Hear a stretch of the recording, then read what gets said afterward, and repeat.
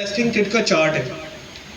ये जैसे पीएच बताई गई है, जब आप पीएच चेक करेंगे तो एग्जांपल अगर 6.4 आती है या 6 आती है तो ये समझ लें कि रेंज अगर नीचे की तरफ जा रही है तो पानी एसिडिक होगा।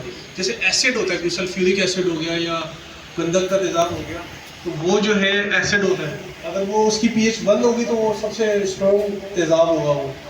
तो इसी तरह अगर पानी की पीएच 7 होगी तो ये तादीली हालत होती है, यानी हम पानी जो पीते हैं वो बिल्कुल न्यूट्रल होता है। इसी तरह अगर हम 8.4 8.5 की तरफ जाएंगे तो ये भी अल्कलाइन वाटर होता है, ये बहुत ज़्यादा एसिड।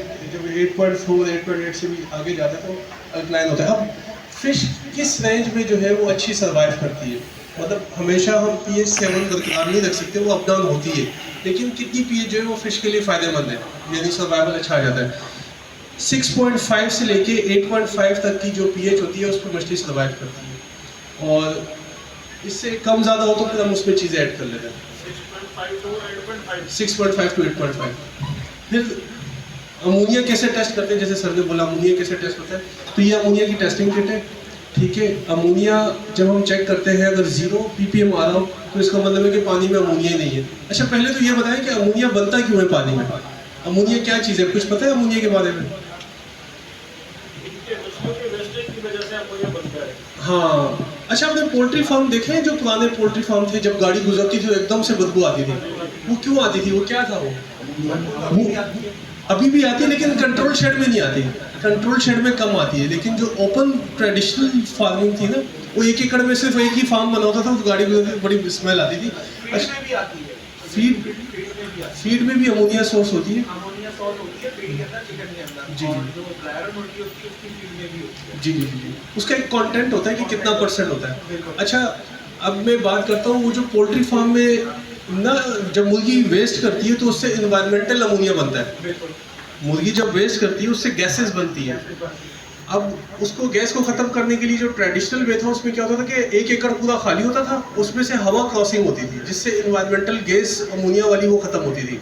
अब चूंकि पोल्ट्री फार्मिंग लेटेस्ट हो गई है तो उन्होंने फ़ैन लगा लिए, उससे जो है ना हवा जी जी जी।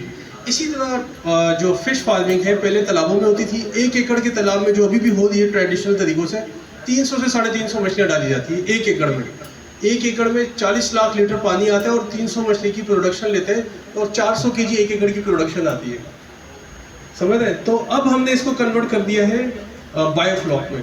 अब बायोफ्लॉक में जब फिश वेस्ट करती है, जो पानी का अमोनिया बनता है उसको हम कैसे ख़त्म करते हैं? फिश जब वेस्ट करती है उसकी पोटी से अमोनिया गैसेस बनती है, उससे पानी का अमोनिया बनता है। उस अमोनिया को हम कैसे ख़त्म करें? क्या फैन लगाएं?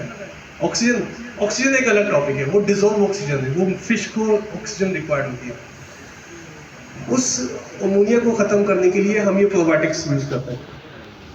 प्रोबायोटिक का काम क्या होता है? ये होता है बैसिलस बैक्टीरिया। ये बैसिलस बैक्टीरिया की एक फैमिली होती है जिसका काम होता है सड़ी हुई चीज़ें खाना, अमोनिया सोर्स को ख़त्म करना। ये इंसान भी कंज्यूम करते हैं।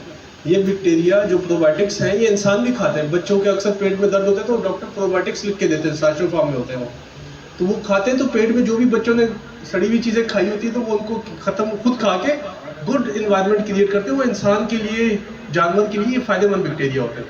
तो हम क्या करते हैं, उन टैंक्स में ये प्रोबायोटिक की डोज डालते हैं, जिससे जो है ना वो जो फिश वेस्ट करती है उसको ये खा लेते हैं और फिश फिर इसको खाती है, जिसकी वजह से हम 30% फीड की सेविंग करते हैं।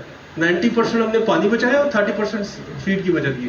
अच्छा, ये प्रोबायोटिक टेस्ट कैसे होती है? ये टेस्टिंग किट है, ये टेस्टिंग किट है, इससे टेस्ट किया जाता है। और ये इसी किट का चार्ट है। ये इस किट से 800 टेस्ट किए जा सकते हैं। ये थोड़ी सी एक्सपेंसिव है, 22,000 रुपये की। ये यूएस का ब्रांड है, इसके रिजल्ट ऑथेंटिक है। चाइना की भी है लेकिन चाइना के रिजल्ट जो है ना वो गत्ते पे दे रहे होते हैं, तो वो ऑथेंटिक नहीं होते हैं। तो ये एक दफ़ा लेके रख लें अगर ज़रूरत पड़े तो। अगर लेकिन अभी हमने फार्मिंग बहुत आसान कर दी है, अभी ये प्रॉब्लम्स नहीं आएंगी आपको। अभी मेरे जितने भी कस्टमर्स हैं हम उनको किट्स देते ही नहीं, हमने उनको चार्ट्स बना के दिए हुए कि भाई डेली डोजेज आपने क्या करनी है, क्या क्या करना है, तो उस हिसाब से बड़े ईजीली फार्मिंग कर लेते हैं। तो अब हमने इम्पोर्ट कराना भी बंद कर दिए। और भी सब अच्छा, सॉरी, अमोनिया पे हम बात कर रहे थे। तो अमोनिया को ख़त्म, अच्छा, मेरी जो 2018 से 20 तक जो मुझे प्रॉब्लम आई वो अमोनिया की प्रॉब्लम आई। और जैसे ही हम मछली डालते थे वो वेस्ट करती थी, अमोनिया बढ़ता था, मछलियाँ मर जाती थी। तो अब हमने चूंकि ये प्रोबायोटिक बना लिए, तो इसकी वजह से अब हमें अमोनिया की प्रॉब्लम नहीं आती। ठीक है, अब चूंकि फिश भी जो है इस बैक्टीरिया को खाती है, तो बैक्टीरिया भी डेली बेसिस पे कम हो रहा होता है, तो हम क्या करते हैं अल्टरनेट डेज में ये प्रोबायोटिक्स ऐड करते रहते हैं। इसको ऐड करने का तरीका क्या है मैं आगे बताता हूँ। अमोनिया से रिलेटेड कोई सवाल है तो बताएं। अमोनिया में मुझे जो समझ में आया वो ये है कि जो फिश का वेस्ट होता है जी, उसके अंदर आप ये ऐड करते हो और वो फीड में कन्वर्ट हो जाता है। हाँ, तो आपकी फीड की कंजम्पशन कम होगी। फीड की कंजम्पशन यानी जो 30% 30% समझ में आ गई आप लोगों को। फिश का जो वेस्ट है फिश टैंक में डालेंगे इसको। हाँ हाँ फिश टैंक में फिश डाला टैंक में डाला, उनकी जो वेस्ट था वो कन्वर्ट हो गया गुड बैक्टीरिया में और वो फीड बन गया। ठीक है, उनका वेस्ट फीड बन गया। तो आपकी जो फीड की कंजम्पशन है वो ये बता रहे हैं कि 30% आपकी कम हो उनका वेस्ट यूटिलाइज है। अब जैसे 1 किलो फीड डाल रहे हैं तो ये डालने के बाद फिर फीड कैसे कैलकुलेट इसका करेंगे? इसका अभी मैं आपको फीड का चार्ट बताऊंगा कि हमने क्या चार्ट है बॉडी मास के हिसाब से कितनी फीड करानी है, वो आगे चार्ट में मैं आपको दिखाता हूँ।